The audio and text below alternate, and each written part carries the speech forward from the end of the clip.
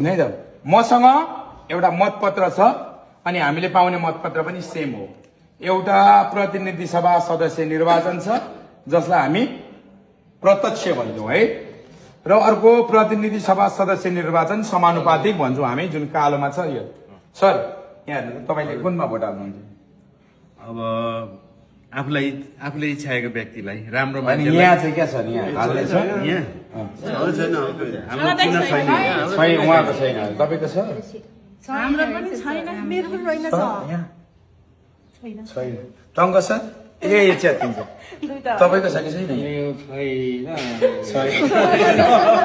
मुनामिस छैन है, यहाँ छैन क्या। यो भएको त मैले बोकेर हिँड्नै मिल्दैन नि त। म एउटा स्वतन्त्र नागरिक हो, तपाईँहरू पनि त्यस्तै होइन त, स्वतन्त्र नागरिक हो। यो चाहिँ नमुना मतपत्र मात्रै हो। अब तपाईँहरूले भोट कसरी हाल्नुहुन्छ म सिकाउँछु तपाईँहरूलाई। हामीलाई यस्तै नमुना पत्र दिन्छ जहाँ चाहिँ उम्मेदवारहरू उठ्नु भएको छ र उहाँहरूको चुनाव चिन्ह छ।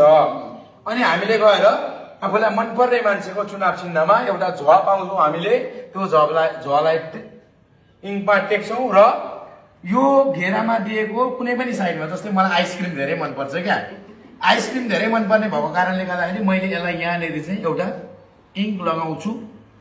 अनि यसको मेन कुरा भनेको चाहिँ हामीलाई पट्याउनु हो। यो इङ्क लगाइसके पछाडि यो भित्र लगाएको इङ्क चाहिँ अर्को बक्समा, कुनै पनि बक्समा गएर दलियो भने चाहिँ त्यो मान्य हुने छैन। हामीले यत्रो 2.5 वर्षमा, सधैँ 5 वर्षमा हाल्ने भोट 2.5 वर्षमा हालेको मत चाहिँ खेर जानेछ। त्यही भएर हामीले यहाँ लगाइसके पछाडि अब यसलाई यता पल्ट्यायौँ भने चाहिँ के भयो त? लागो। त्यही भएर यसलाई पट्याउने मेन कुरो भनेको चाहिँ पट्याउने तरिका चाहिन्छ। अब यो हामीले यो 4वटा घेरा छ नि, जुन बक्सभित्र देखिरहनु भएको छ नि होइन हो, यो बक्सभित्र चाहिँ तपाईँहरूले छुवाउन पाउनुहुन्न। त्यो छुवाउनु भयो भने नि गदर भयो।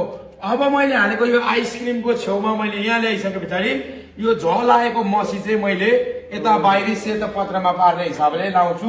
त्यस पछाडिबाट मैले यसले मलाई दिनुभएको मतपत्रमा लगेर हाल्छु।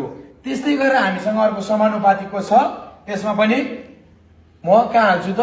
मलाई जहाँ मन लाग्छ त्यहीँ हाल्छु। जहाँ पनि हाल्न पाउनुभयो, म चाहिँ तर आइसक्रिममै हाल्छु। मलाई आइसक्रिम मनपर्छ।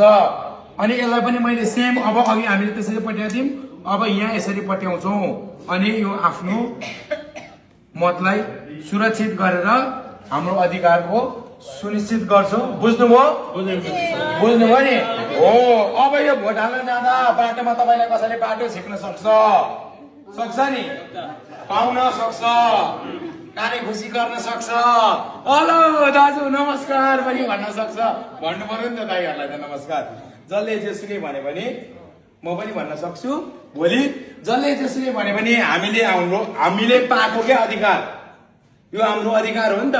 हामीले पाएको अधिकारको सुनिश्चित गर्नु पर्यो। र भोलि मतदान भएको कारणले गर्दाखेरि यो हाम्रो strength gym and fitness centre चाहिँ भोलि 1 दिनको लागि बन्द रहनेछ र शुक्रबारबाट फेरि पूर्ण रूपमा यसरी नै कार्य क्लास सञ्चालन हुनेछ। हजुरहरूको दिन शुभ रहोस्। Thank you.